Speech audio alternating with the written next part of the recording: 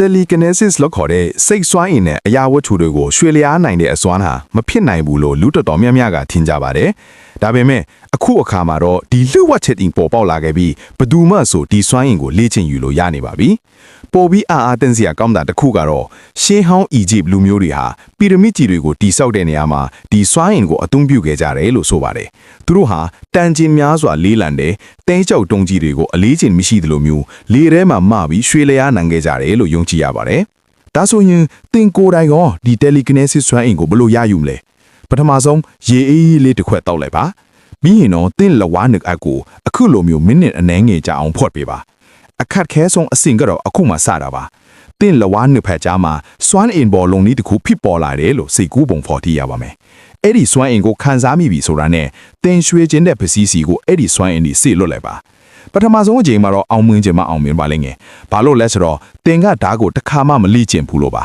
။ဒါပေမဲ့အချိန်ပေးလိကျင်သွားမယ်ဆိုရင်တော့နောက်ပိုင်းမှာတင်ရဲ့စိတ်စွမ်းအားတက်တက်ကိုမဲ့အသုံးပြုပြီးအရာဝတ္ထုတွေကိုထိန်းချုပ်နိုင်လာပါလိမ့်မယ်။